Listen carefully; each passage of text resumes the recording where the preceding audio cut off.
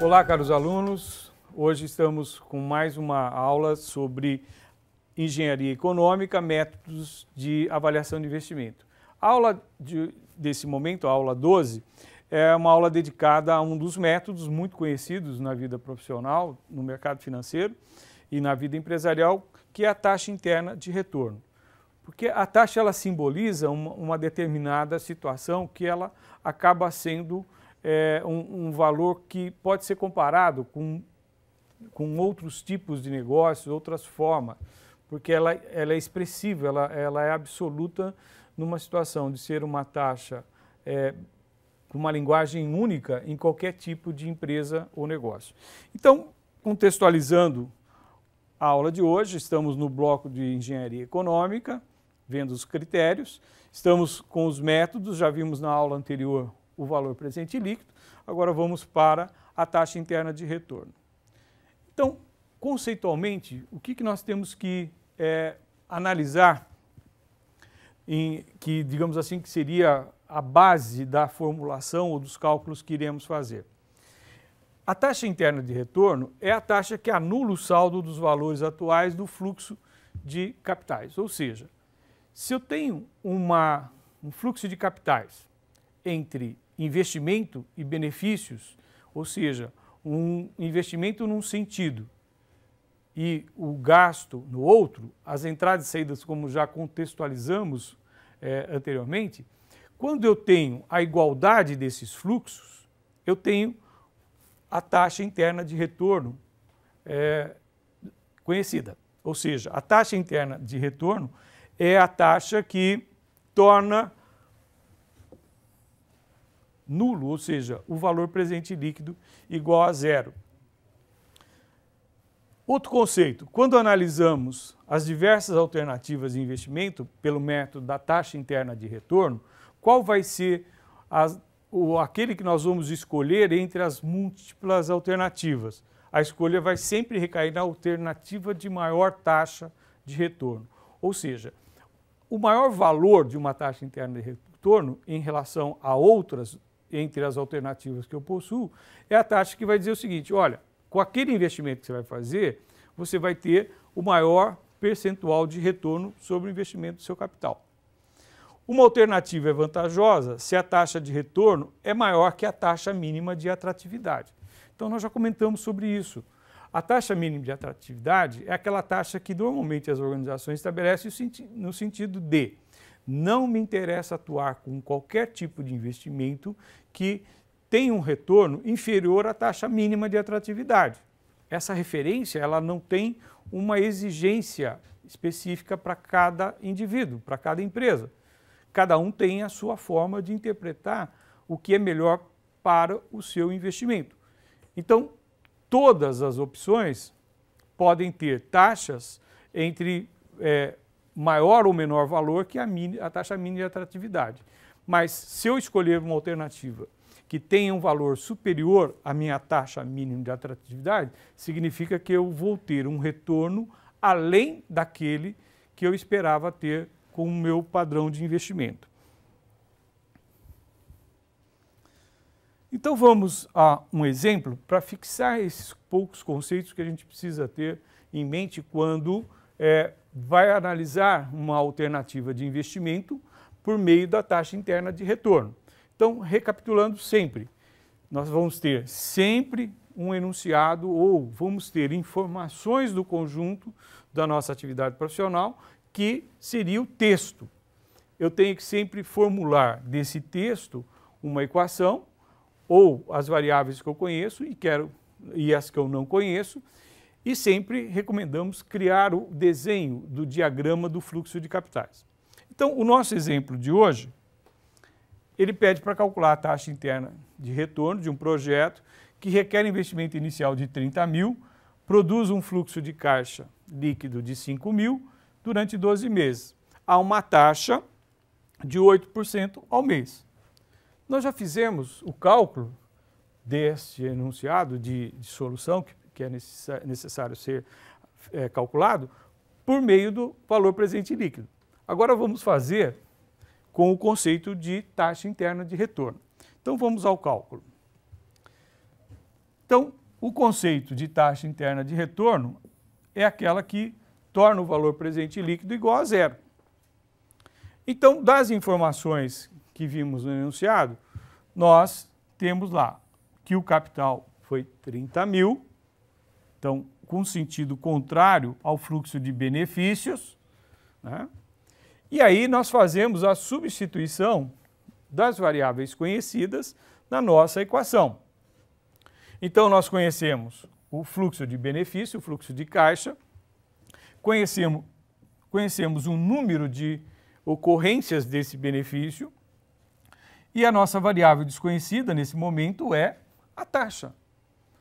Então, com essa equação, nós vamos resolver a solução dela por meio de tentativas de possibilidades de taxas. Aí nós vamos fazer um processo de interpolação e vamos chegar que a taxa interna de retorno é 12,69%. Ou seja, com uma taxa interna de retorno maior que a taxa mínima de atratividade, que foi dito que era 8, significa que o projeto é viável, né? Então, a solução pela equação matemática é possível, é um pouco mais trabalhosa, porque eu tenho que fazer aproximações de taxas possíveis e interpolar quando elas estiverem com valor bem próximo. Ou seja, eu vou imaginar uma determinada taxa de retorno e aí a gente vai se aproximando até em chegar no valor presente líquido igual a zero. Felizmente, né, nós temos a calculadora, né? Nós temos o dispositivo eletrônico ou uma planilha de Excel que vai nos ajudar a encontrar mais rápido e mais preciso, né, o cálculo, para que a gente não demore muito na resposta, na solução da nossa opção ou do nosso problema. Então, utilizando a calculadora, não é muito diferente do que nós já vimos anteriormente. Então, temos o passo a passo, mais uma vez, né, começando sempre por limpar os registros, né?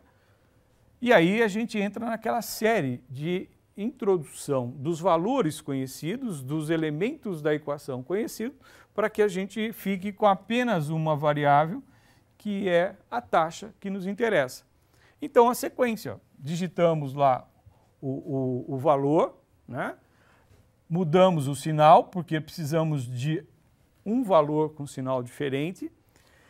Então, estamos mantendo sempre um dos capitais nessa situação.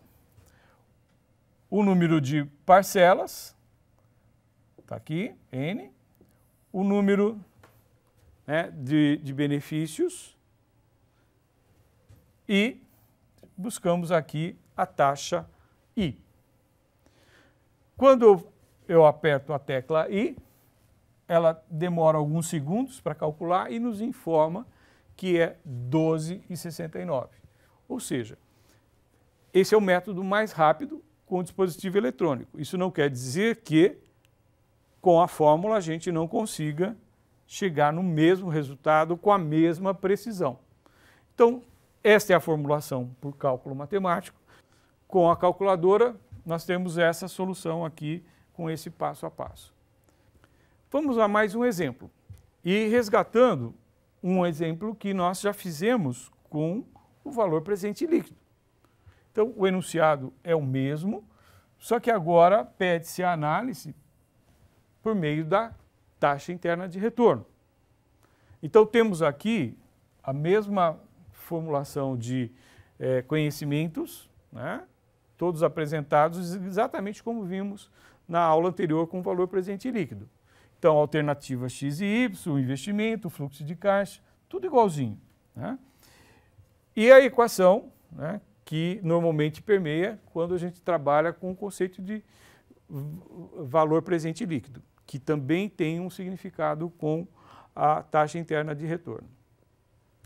Então, neste caso, a partir da equação genérica, sabendo que o valor presente líquido tem que ser igual a zero, né, eu vou fazendo a introdução das mesmas informações que temos no exemplo de valor presente líquido e agora na taxa interna de retorno. Então, o investimento, o fluxo de benefícios e a desconhecida é a taxa.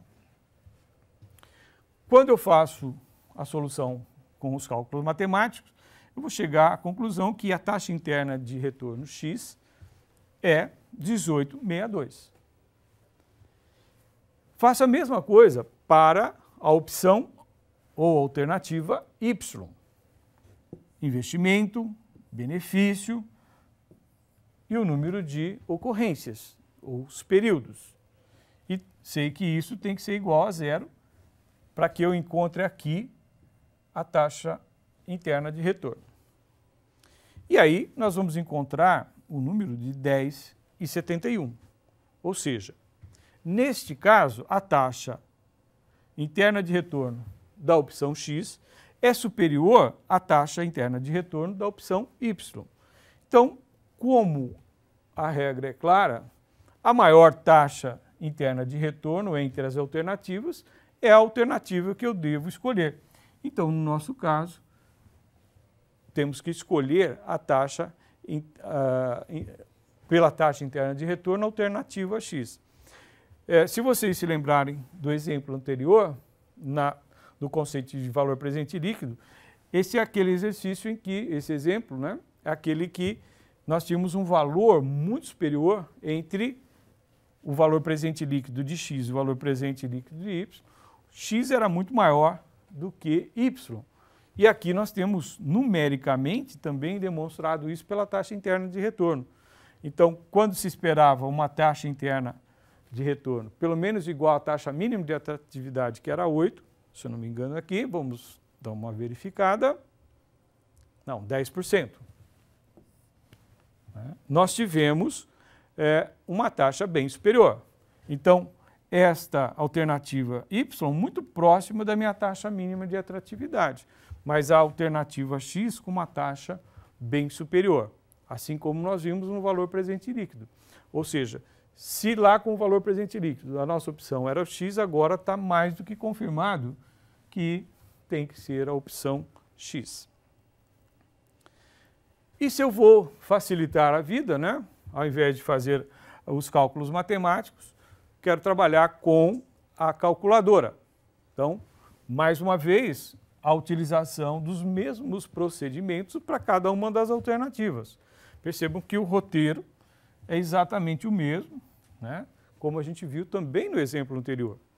Então, aqui temos sempre a recomendação, isso é um padrão de disciplina que a gente deve seguir, né? Sempre lembrando que isso é necessário para que não tenhamos interferências de cálculos anteriores no cálculo atual. Então, a sequência de informação, lembrando que a ordem não vai alterar o resultado final, eu posso começar introduzindo tempo, número de parcelas, como posso começar introduzindo o valor, seja de prestação ou de capital de investimento. Então, nesse caso, temos o mesmo padrão de sempre. Introduzimos o primeiro capital, invertemos o sinal, para que nós temos outro aqui, né? E, feito isso, eu posso acionar a tecla de taxa e ela vai me informar com toda a precisão, num intervalo de tempo bem curto, de segundos. Até a calculadora demora um pouco mais se a gente comparar com outros cálculos. Não se assustem se forem utilizar HP. Ela demora para calcular a taxa um pouquinho mais. A mesma coisa para a alternativa Y. Mesmo procedimento, todos os rigores e formalidades, e nós vamos chegar à taxa que demonstramos que é possível pela fórmula, como vimos aqui, e é possível pela utilização da calculadora, evidentemente. Se eu consigo fazer a fórmula, eu consigo fazer pela calculadora. O interessante, mais uma vez, na utilização da calculadora, nós temos que usar os recursos que ela tem pré-programado, adaptados às fórmulas que nós já vimos anteriormente. mesmo em engenharia econômica, que muda o contexto da utilização da matemática financeira, eu tenho que ficar rigorosamente alinhado com a pré-programação que ela possui. Se nós não respeitarmos a pré-programação que ela possui, nós vamos ter problemas de encontrar valores não verdadeiros para o nosso tipo de problema e mais, ela vai informar constantemente que nós estamos errando. Ela vai nos alertar que temos erro na introdução ou na forma como estamos dando a ela a informação para ela calcular. Bom, com isso, pessoal, com isso nós terminamos mais um conhecimento importante do conceito de engenharia econômica e temos aí a nossa série de recomendações de sempre, ao final de cada aula. Elas não se modificam porque elas representam, da forma como estão aí, uma forma estruturada de, a partir dos conhecimentos, dos conceitos que apresentamos em cada aula, tem uma parte que tem que ter sequência. E a sequência é exatamente vocês acompanharem as atividades de estudos recomendadas. Leitura de algum livro da nossa bibliografia, nas páginas específicas desse conhecimento, a cada aula, todos os textos, mais o material que a gente preparou, sempre tem exercícios resolvidos, para que a gente aprenda um pouco mais, né? Em termos de uma videoaula, nós apresentarmos exemplos de todas as possíveis variáveis de cálculo, seja em matemática financeira ou engenharia econômica, nós não teríamos tempo suficiente para fazer isso. Então, é necessário, pessoal, que após cada videoaula vocês caminhem por essa trilha que nós estamos recomendando e deixando como padrão. Elas não se modificam porque nós entendemos que seja o mínimo que cada um tem que fazer, né? Ler mais referências no livro indicado, praticar por meio de exercícios resolvidos e exercícios propostos e sempre vamos deixar alguma recomendação complementar associado ao mundo do trabalho, ao mundo profissional do engenheiro de produção. Então não se assustem com essa não mudança que nós temos ao final de cada aula. É porque elas estão realmente alinhadas com o propósito. Qual o propósito? Nós temos em mente que vocês se tornem mais especialistas, tenham uma formação específica em finanças e isso vai ser muito importante, porque todo esse conjunto da disciplina de engenharia econômica e financeira, ela é fundamental para as próximas disciplinas. Nós temos mais 2 previstas nessa área, elas são muito importantes para a formação específica em finanças do engenheiro de produção. Mas o instrumental, toda a parte básica, está na disciplina que estamos ao longo desse bimestre, com as aulas e as explicações que estamos passando. Mais uma vez, muito obrigado e até a próxima aula.